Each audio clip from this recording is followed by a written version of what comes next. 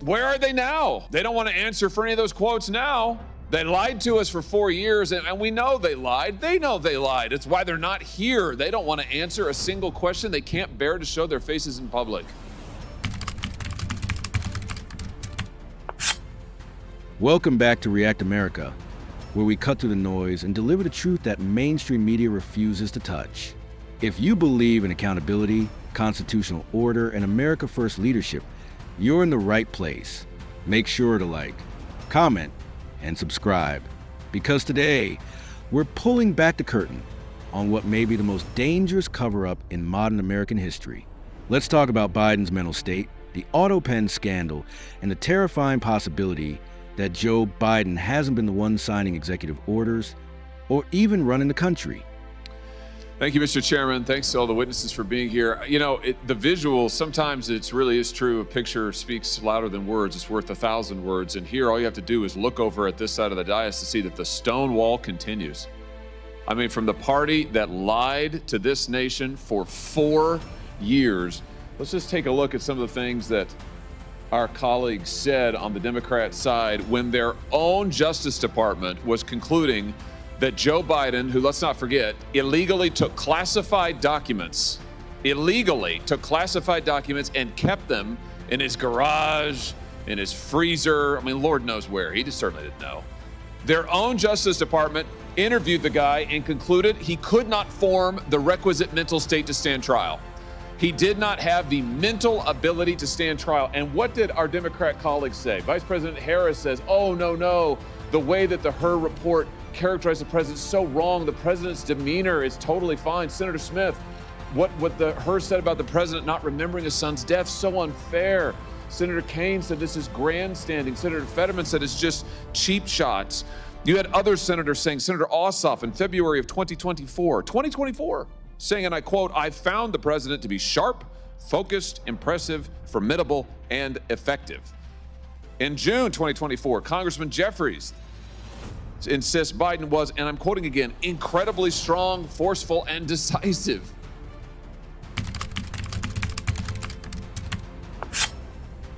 Where are they?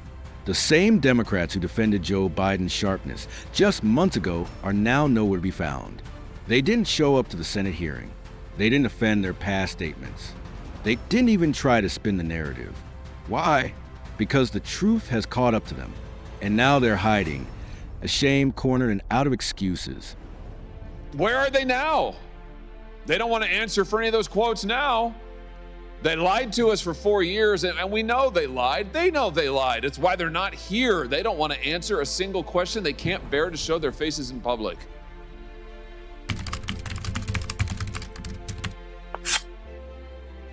The Department of Justice, under Biden's own administration, concluded he couldn't be prosecuted because he couldn't form the requisite mental state. That's legal jargon for he's mentally unfit. He didn't know where classified documents were. He couldn't recall key events in his own life, including the death of his own son. And yet, this is the man sitting at the Resolute desk? It's not just embarrassing, it's dangerous. And you know what? It's right that they can't do that, because the bill of goods they sold this country, they walked this country right into one of the greatest constitutional crises of our history. And now they are afraid to even show up to admit it. These are people, and this is a party that cannot be trusted with power, that cannot be trusted to tell the truth, the most basic truth. They all changed their tunes after Joe Biden debated President Trump, and the whole world could see he couldn't even form a sentence, that running this guy for president again is a form of elder abuse. My, how they changed their tunes after that. Now they can't even show up in public to talk about it. This is embarrassing. But worse than that, it's dangerous. It is dangerous for this country.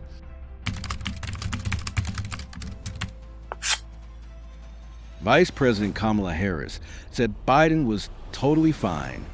Senator Tina Smith called DOJ findings unfair. Senator Kaine Fetterman, even Hakeem Jeffries, claimed Biden was decisive, sharp, formidable. Those were their words. Now they want you to forget them, but we won't.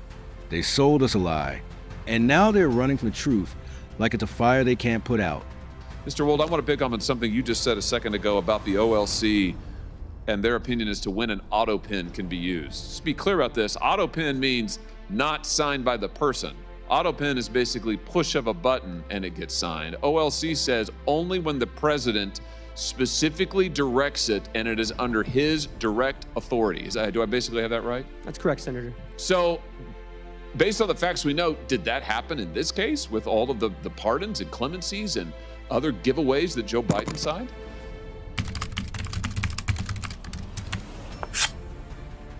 The evidence points to a disturbing reality. Joe Biden may not be running the country.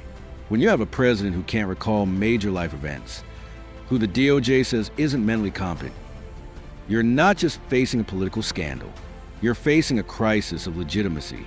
So who's actually making decisions? Who's signing bills? Who's granting pardons? Because if it's not the president, then we have unelected bureaucrats governing America. Assuming that the Biden White House complied with sort of traditional practice of presidential administrations and that there was record keeping either from the staff secretary or others, there should be records to indicate either through covering memorandum or briefing books where the president would have signed his signature authorizing this decision. Let's talk about the AutoPen. This is a device that can sign the president's name at the push of a button. It's legal only if the president personally authorizes each use. And yet, there's no record of Biden authorizing it. No memos, no signatures, no briefings, nothing.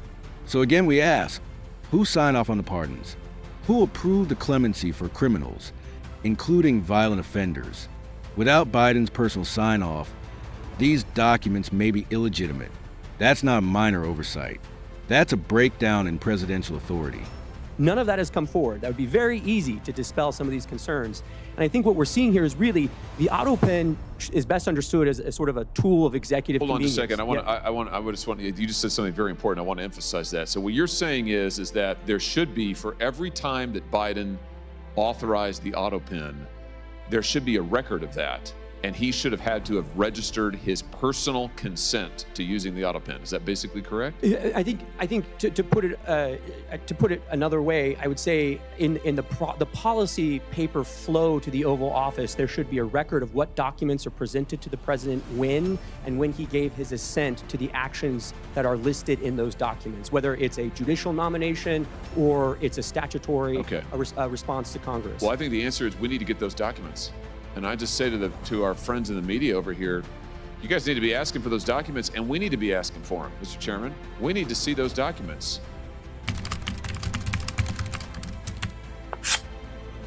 Every time the AutoPen is used, there should be a paper trail, documentation confirming Biden gave explicit approval, but none of it has been produced. Legal experts testify that the White House should have this documentation, yet it's conspicuously absent. If everything was above board, why not release it? Why the secrecy? Simple. They don't want you to know who's really calling the shots. And the president, the former president now, can certainly choose to release them. I'm sure they're part of his personal papers, right, Mr. Wold? That's correct. And the first place to start would be the staff secretary's office under President Biden. Oh, here's the trail. If you want to know, if you want an answer to the question, did Joe Biden actually assent to the use of the AutoPen and all? You think of all the people he pardoned, he granted clemency to: murderers, drug dealers, child rapists.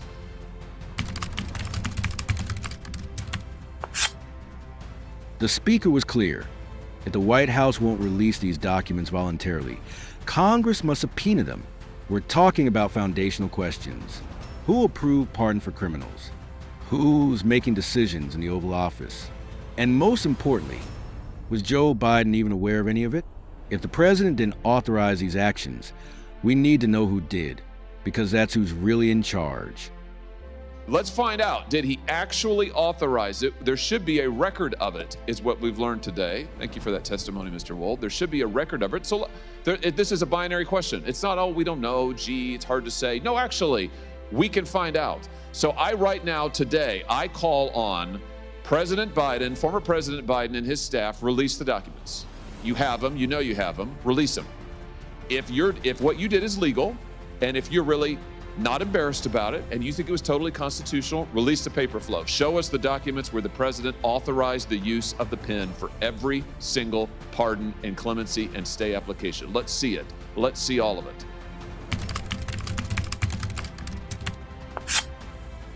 We have to ask the question boldly, plainly, and relentlessly.